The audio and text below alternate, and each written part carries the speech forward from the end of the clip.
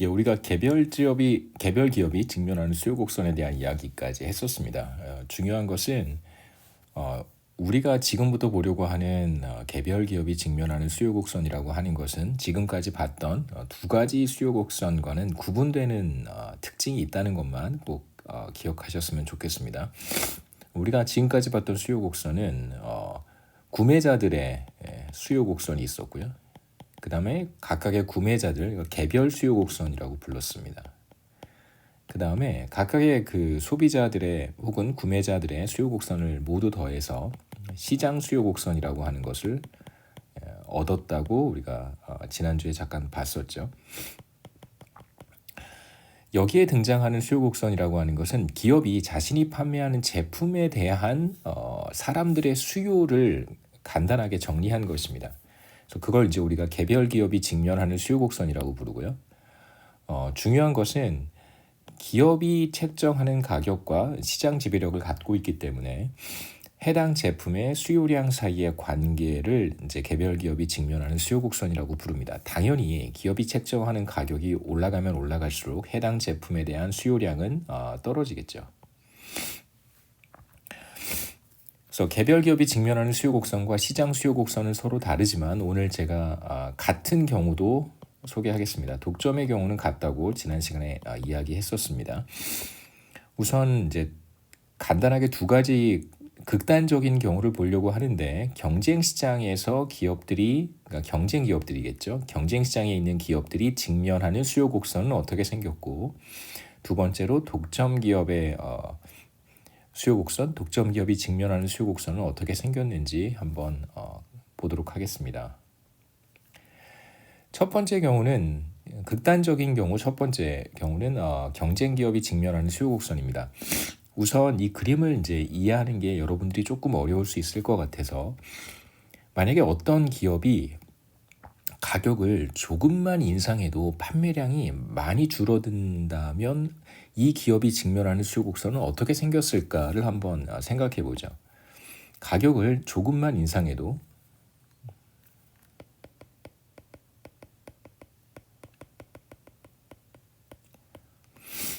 수요량 또는 판매량이 엄청나게 많이 감소한다면 죄송합니다. 많이 감소한다면 그러니까 이 기업이 직면하는 수요 곡선은 어떻게 생겼을까?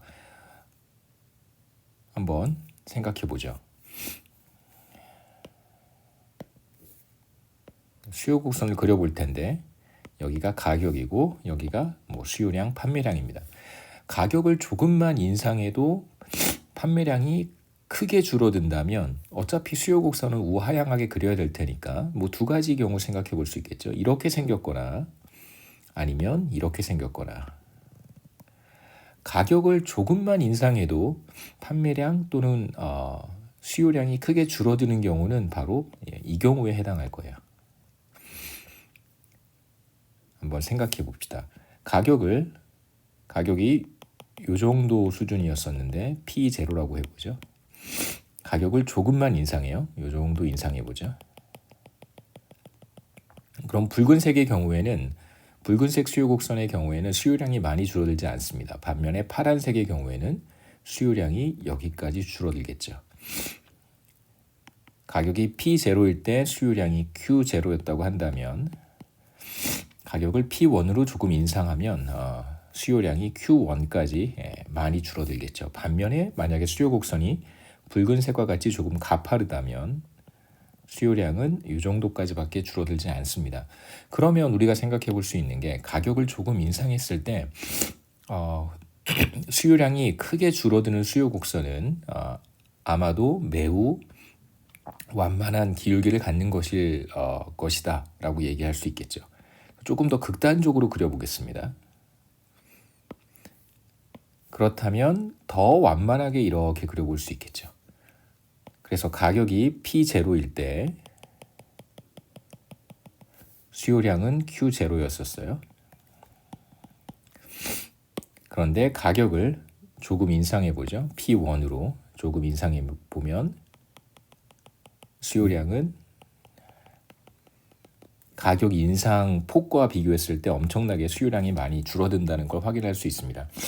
그러면 경쟁 시장에서 우리가 알 수 있는 중요한 사실 하나는 경쟁 시장에서는 가격을 조금만 인상하면 소비자들을 다른 기업들에게 다 뺏길 수밖에 없어요. 그래서 판매량은 제로까지 떨어집니다. 이걸 어떻게 그림으로 표현할 수 있을까? 매우 완만한, 아주 완만한 수요 곡선을 갖는다고 얘기할 수 있겠죠.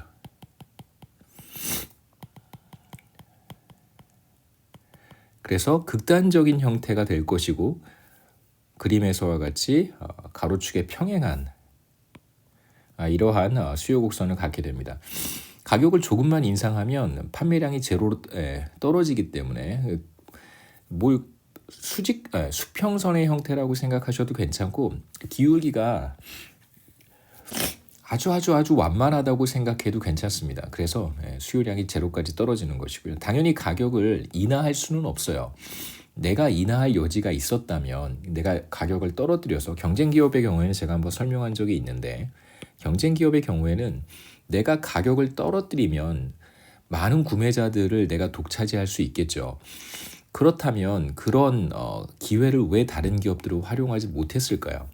이미 가격을 낮출 수 있는 만큼 다 낮춰버린 거예요. 더 이상 낮추게 되면 모든 구매자들을 내가 다 차지할 수는 있겠지만 그때는 손실을 입게 됩니다. 경쟁 기업이 가격을 인하하지 못하는 이유는 손실을 입기 때문에 그래요. 그래서 이쪽으로 올라갈 수도 없고 이쪽으로 내려갈 수도 없습니다. 시장에서 결정된 가격만큼만 받아야 되고 더 받게 되면 이쪽으로 가면 판매량이 제로가 되는 거고요. 지금 우리 그림에서 보고 있듯이 밑으로 내려가지 못하는 이유는 가격을 인하하면 손실을 입게 돼요. 그래서 경쟁 기업이 직면하는 수요 곡선이라고 하는 것은 경쟁 시장은 기본적으로 수요와 공급의 메커니즘에 의해서 가격이 결정되는 시장이에요. 구분하셔야 되는 것은 이건 바로 경쟁 시장입니다. 경쟁 시장에서의 가격은 수요 곡선, 공급 곡선이 만나는 점에서 이루어진다고 얘기했습니다. 지금 이 수요 곡선은 붉은색으로 표시한 이 수요 곡선은 바로 시장 수요 곡선이 되는 것이죠. 이건 경쟁 기업이 직면하는 수요 곡선이 아니라 그냥 시장 수요 곡선이에요. 우리가 2장, 4장에서 봤던 바로 그 수요 곡선입니다. 근데 경쟁 기업이 직면하는 수요 곡선이라고 하는 것이 뭐냐? 내가 가격을 조정한다고 했을 때 나의 판매량이 어떻게 변하는가를 보여주는 것입니다. 그러니까 사실 이 수요 곡선이랑은 전혀 다른 개념이 되겠죠. 그래서 첫 번째 극단적인 경우가 이제 경쟁 기업이 직면하는 수요 곡선이 되고요. 경쟁 기업이 직면하는 수요 곡선은 바로 시장 가격에서 가로축에 평행한 직선이다 이렇게 얘기합니다. 얘가 바로 시장 가격이에요. 두 번째 극단적인 경우는 이제 시장 지배력이 가장 큰 경우고요. 독점 기업에 해당하겠죠. 또는 독점 시장. 제가 한전의 예를 한번 만들어 봤는데 2022년 기준으로 한전이 판매하는 주택용 전력의 가격은 킬로와트 퍼 아워당 121원 정도 한다고 합니다. 지금도 이 가격이 적용되는 것 같아요. 현재 가격에서 대략 전력 수요량이 10만 메가와트라고 한번 해보죠. 1메가와트는 1000킬로와트니까 이렇게 계산하면 되겠죠. 100만, 1000만, 억, 10억인가요? 10억 킬로와트가 현재 전력 수요량이다 이렇게 얘기할 수 있습니다. 그러면 이제 한전은 독점 기업이기 때문에 시장 수요량 10만 메가와트가 바로 한전이, 물론 사실 한전은 독점 기업은 아니라고 제가 여러 차례 말씀을 드렸는데, 왜냐하면 이 주택용 전력 가격을 사실 한전이 독자적으로 결정하는 것은 아니거든요. 전력위원회라고 하는 게 있어서 사실상 전력 가격을 정부위원회에서 결정을 합니다. 정부위원회도 정부니까요. 그래서 그 정부의 그 규제, 감독을 받고 있는 시장이기 때문에 사실 독점 시장이라고 말을 할 수는 없죠. 근데 여하튼 한번 독점 기업이라고 생각해 본다면 시장 수요량이 바로 독점 기업이 직면하는 수요량이 됩니다. 왜냐하면 다른 곳에 가서 전력을 구입할 수는 없을 테니까요. 그러니까 자가 발전을 하면 모를까 다른 기업이 전력을 공급하지는 않습니다. 따라서 독점 기업이 직면하는 수요 곡선은 곧 시장 수요 곡선과 같겠죠. 그래서 어느 독점 기업이든 자신이 직면하는 수요 곡선은 바로 그 시장의 수요 곡선과 같습니다. 뭐 제가 YKK 그 지퍼 만드는 회사에 대한 이야기를 할 때 물론 이 기업도 뭐 독점 기업은 아니겠지만 YKK가 독점 기업이라고 한다면 지퍼 시장이 있을 거예요. 지퍼 시장에 수요 곡선이 있겠죠. 다시 말하면 지퍼를 구매하려고 하는 굉장히 많은 사람들이 있을 텐데 뭐 기업들이겠지만 많은 사람들이 있을 텐데 그 사람들의 수요량을 모두 다 더한 것이 지퍼 시장의 시장 수요 곡선이 될 거예요. YKK가 직면하는 수요 곡선은 바로 시장 수요 곡선이 되는 것입니다.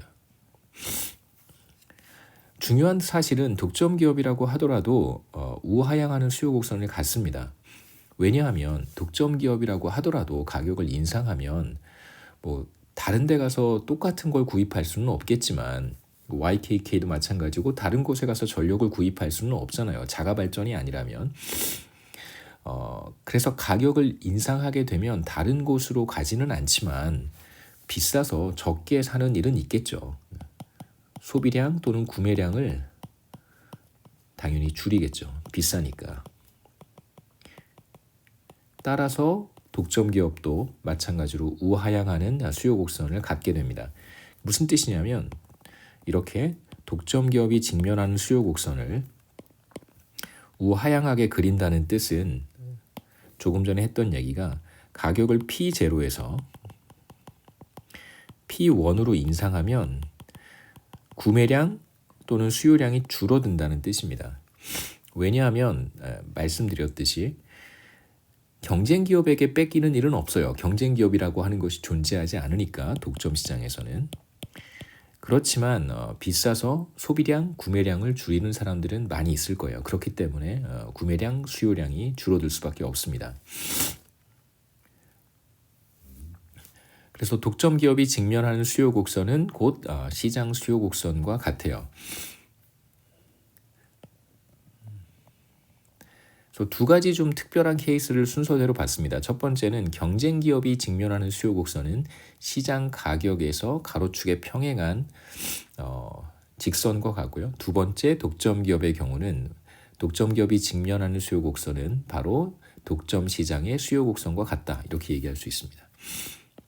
두 가지 경우는 좀 스페셜 케이스이기 때문에 이렇게 따로 띄어서 이제 얘기하는 거고요. 보통 일반적으로는 시장 지배력을 갖는 기업, 독점 기업은 시장 지배력이 가장 큰 경우에 해당이 될 것이고 일반적으로 시장 지배력을 갖는 기업은 우하향하는 수요 곡선을 갖는다 이렇게 얘기합니다. 두 가지 스페셜 케이스를 받고 일반적으로 시장 지배력을 갖는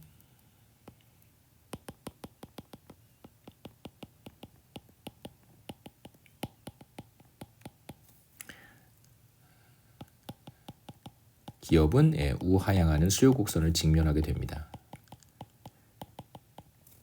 물론 이제 독점 기업이 대표적인 경우라고 할 수 있는데요. 독점 기업의 경우는 조금 더 가파른 시장 수요 곡선을 갖는다 뭐 이렇게 얘기할 수 있겠죠.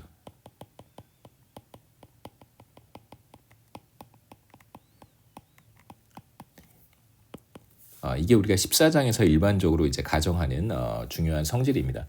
당연히 그렇겠죠. 뭐 현실에서도 크게 다르지 않을 거라고 생각합니다. 그래서 시장 지배력을 갖는 기업이 우하향하는 수요 곡선을 갖는다는 말은 가격을 인상했을 때 이제 이건 독점 기업이 아니라 일반적으로 시장 지배력을 갖는 기업이에요. 당연히 독점 기업을 포함을 해서 만약에 가격을 인상한다면 그러면 이제 뭐 경쟁 기업에게 소비자들을 뺏길 수도 있고 예를 들면 뭐 스타벅스 같은 곳에서 커피값을 인상하게 되면 뭐 계속해서 스타벅스 커피를 마시는 사람들도 있겠죠. 그런데 비싸니까 뭐 이제 뭐 매일 가던 사람이 뭐 한두 번, 일주일에 7번 가던 사람이 일주일에 뭐 5번 정도 갈 수는 있겠죠, 그렇죠? 뭐 그런 일이 벌어질 수도 있고 또는 뭐 스타벅스에서만 커피를 파는 건 아니니까 다른 곳에 가서 조금 다른 커피를 마시는 사람들도 있을 거예요. 조금 싼 곳에 가서. 그러한 이제 특성들을 다 반영하기 때문에 우하향하는 수요 곡선을 갖는다고 이야기를 합니다. 여기에서는 이제 가격 탄력성과 한번 연결해서 생각해 보려고 하는데요. 다시 한번 이제 탄력성에 대한 개념을 리마인드 해보면 가격 탄력성이 크다 또는 가격 탄력성이 작다, 수요의 가격 탄력성입니다. 우리 지금 공급을 보고 있는 것은 아니니까 따라서 이제 절대값으로 얘기를 해야 되겠죠. 절대값으로 크다 또는 절대값으로 작다. 수요의 가격 탄력성이 절대값으로 크다는 뜻은 수요 곡선이 매우 완만하다는 말과 같습니다.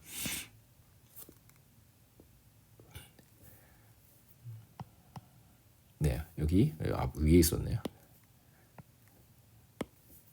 크다는 얘기는 완만하다, 평평하다라고 하는 말과 같고, 뭐 반드시 같지는 않지만 대체로 그렇게 표현할 수 있고, 그다음에 수요의 가격 탄력성, 이건 이제 우리가 값으로 계산할 수 있는 거잖아요. 수요의 가격 탄력성이 절대값으로 작다는 말은 이 경우에는 그래프로 그렸을 때 수요 곡선이 가파른 모습을 보이게 됩니다. 뭐 똑같은 말로 여러분 생각할 수 있어요. 수요 곡선이 매우 완만하다, 평평하다면 수요의 가격 탄력성이 큰 것이고, 그 다음에 그림으로 표현했을 때 수요 곡선이 상대적으로 가파르다면 이것은 수요의 가격 탄력성이 절대값으로 작다는 말과 같습니다. 첫 번째 경우부터 한번 순서대로 보죠. 만약에 수요의 가격 탄력성이 크다면, 그래서 그래프로 표현했을 때 수요 곡선이 이렇게 매우 플랫하다면 이렇게 플랫하겠죠. 두 번째 경우는 반대로 이렇게 스티프한 경우라고 할 수 있어요. 이렇게 플랫하다면 첫 번째 경우 가격을 조금만 인상해도 소비자들을 많이 잃어버릴 거예요. 구매량, 소비량이 많이 줄어듭니다.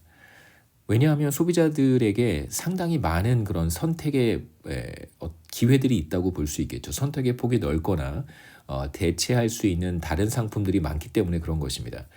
그렇다면 이 기업은 가격을 조금만 인상해도 소비량, 구매량이 많이 줄어들고 소비자들도 많이 잃어버리기 때문에 시장 지배력을 많이 갖고 있다고 보기 어렵겠죠. 그래서 이 경우에는 시장 지배력이 작다고 얘기합니다.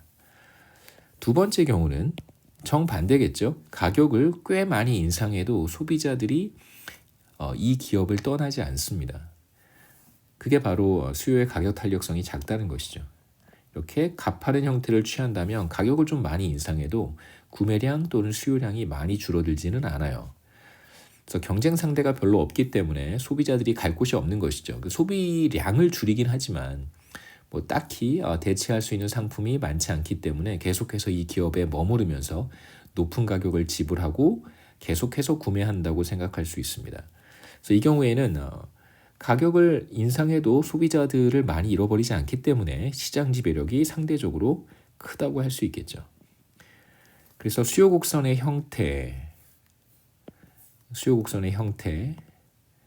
그 다음에 가격 탄력성, 그리고 시장 지배력은 이렇게 연결됩니다.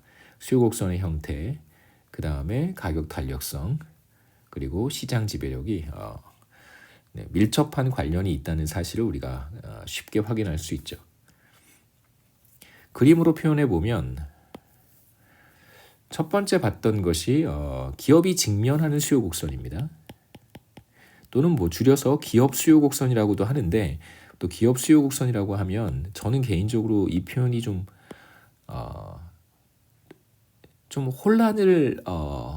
혼란스럽게 만들 수도 있다고 생각을 해서 보통은 이제 기업이 직면하는 수요 곡선이라고 표현합니다.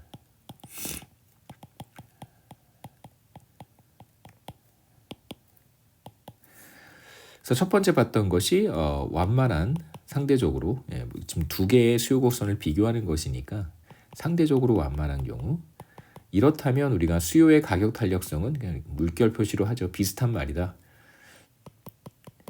수요의 가격 탄력성이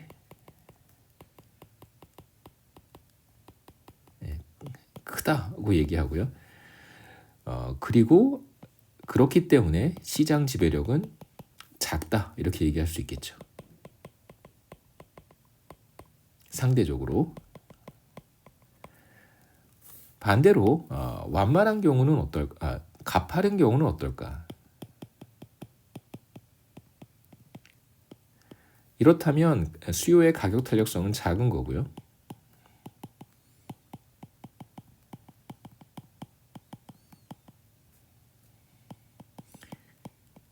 가격을 인상해도 소비량, 수요량 이런 것들이 별로 줄어들지 않기 때문에 이 기업은 시장 지배력이 크다고 얘기할 수 있겠죠.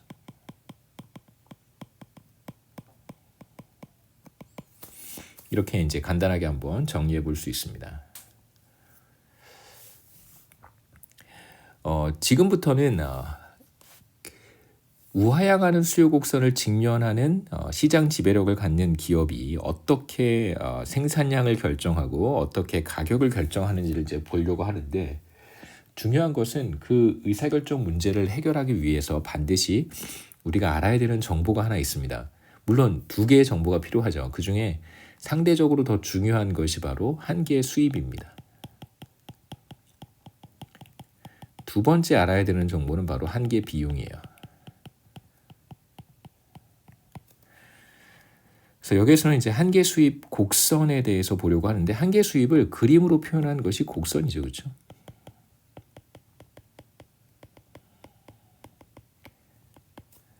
그래서 시장 지배력을 갖는 기업이 또는 불완전 경쟁 기업이라고 해도 괜찮습니다.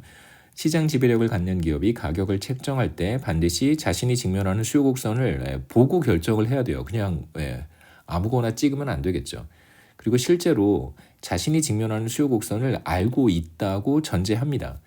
물론 모든 기업이, 이 세상의 모든 기업이 그걸 다 안다고 말하는 것은 조금 모르는 기업들도 있는 것 같아요. 근데 대표적으로 굉장히 그 기업 활동을 잘하는 글로벌 기업들, 예를 들면 전에도 잠깐 얘기했지만 애플 이런 기업들은 아이폰에 대한 수요 곡선을 모를까요? 저는 거의 확실하게 알고 있다고 생각을 해요. 왜냐하면 애플이라든가 구글도 마찬가지고 아마존도 마찬가지고요. 그 여러분들이 잘 아는 그 글로벌 기업들이 경제학 박사들을 많이 채용을 해요. 특히 이제 저는 이제 거시경제학이 전공이기 때문에 저 같은 사람을 좋아하지는 않겠지만 그런 기업들에서 미시경제학이라든가 가격이라든가 이런 걸 이제 전공한 사람들, 지금 우리가 보고 있는 시장 구조, 또 산업 조직 이런 것들을 공부한 그 미국의 경제학 박사들을 구글이라든가 마이크로소프트 이런 데서, 아마존 이런 데서 상시에 채용을 해요. 매년 일정 규모의 사람들을 채용을 하고요. 연봉도 굉장히 많이 주고, 미국에서 경제학 박사 한 사람들이 다 이제 대학 교수가 되거나 연구소로 가는 건 아니고요. 이제 일부는 이렇게 다수는 아니에요.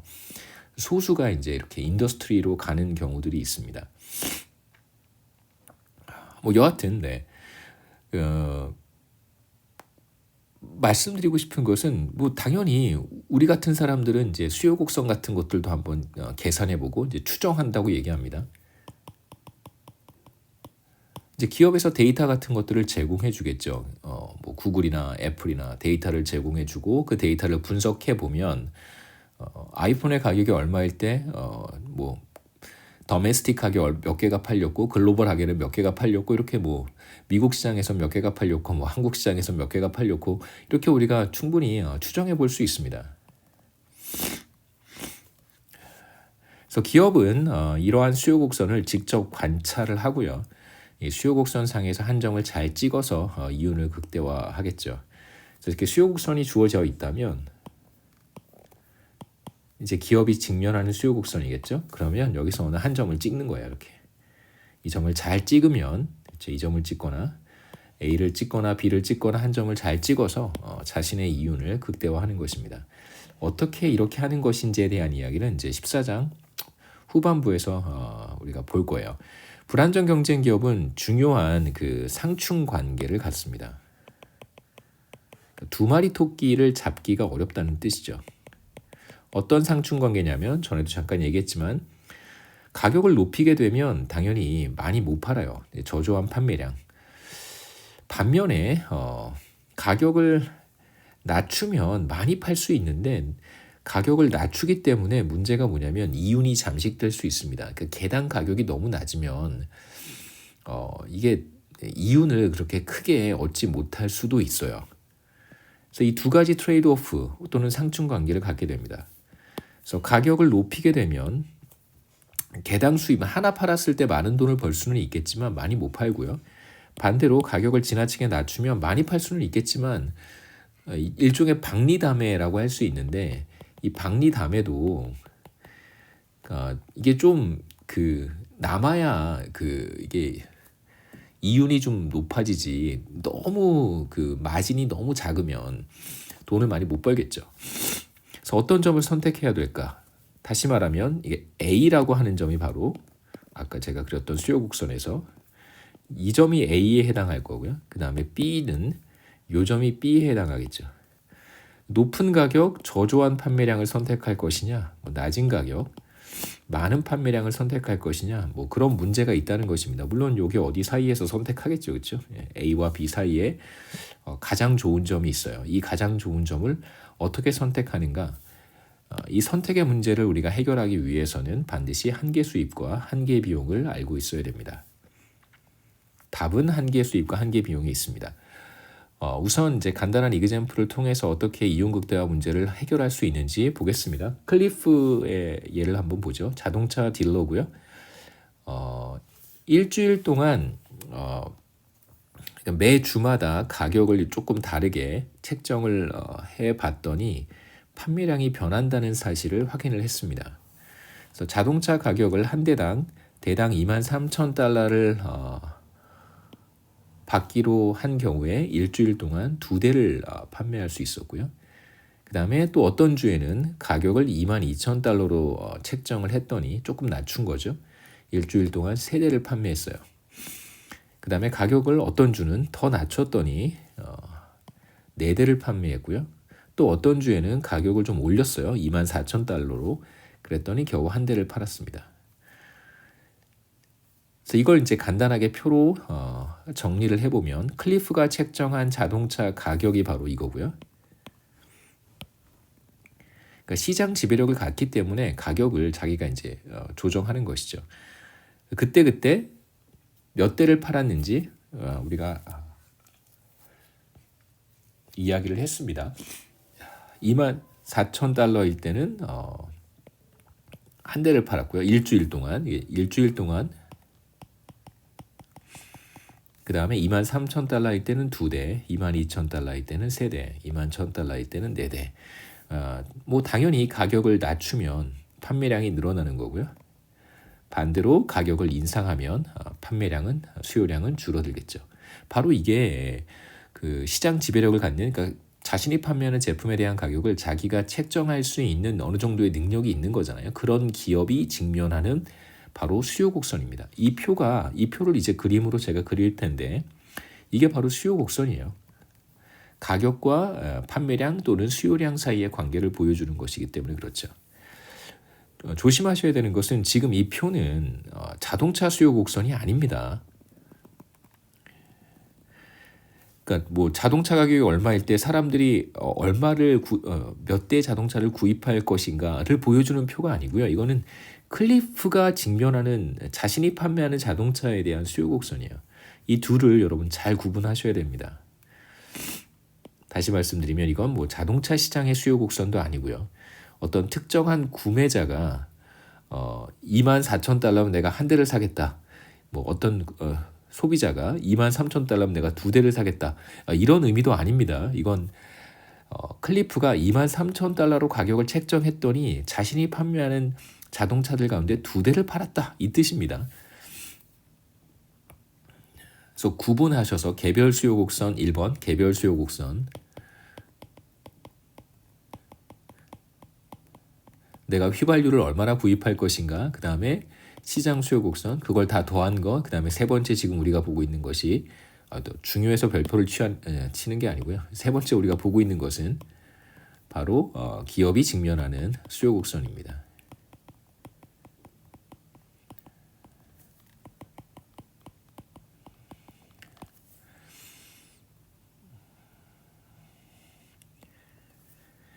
그래서 그림으로 그려보면 이걸 이제 기업이 직면하는 수요 곡선은 두 가지 방향으로 다 읽어도 돼요. 이렇게 읽어도 괜찮고 이렇게 읽어도 괜찮습니다. 이제 각각 한번 설명을 해볼게요. 제가 설명하는 꼭 굳이 제가 설명하는 방식대로만 읽을 필요는 없습니다만 그래도 네, 그래도 제가 설명하는 방식을 하고 비슷하게 읽으면 도움이 되겠죠. 네, 다른 것들과 헷갈리진 않을 거예요. 적어도 반드시 이게 정답이란 뜻은 아닙니다만 보통 이제 네, 무엇인가 소개해주는 사람들의 어떤 그 가이드를 따라서 가이드라인을 따라서 하는 게 이제 어드바이스를 따라서 하는 게 당연히 더 좋겠죠. 그래서 우선 가격을 24,000달러로 책정했더니 한 대밖에 못 팔았고요. 가격을 23,000달러로 책정했을 때는 두 대를 팔았고 가격을 22,000달러로 책정하면 세 대를 팔 수 있고 가격을 21,000달러로 책정하면 네 대를 팔 수 있습니다. 이렇게 읽는 방법이 하나 있고요. 뭐 상관없습니다. 둘 다 읽을 수 있어야 돼요. 그 다음에 반대로 거꾸로 읽어보죠. 거꾸로는 어떻게 읽어야 되냐면 한 대를 판매하기 위해서는 가격을 24,000달러로 책정해야 된다. 이렇게 읽으셔야 돼요. 한 대입니다. 1. 한 대를 판매하고 싶다면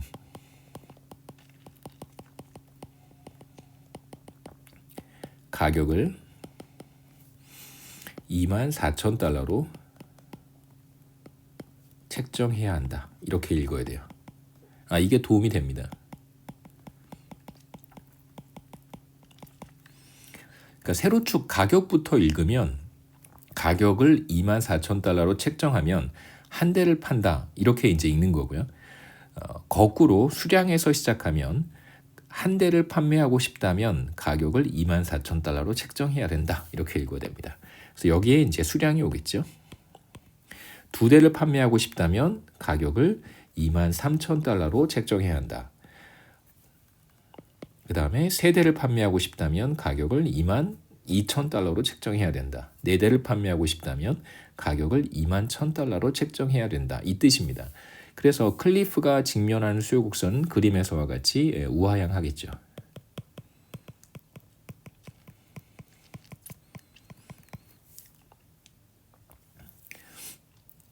잠깐 끊었다가 또 이어서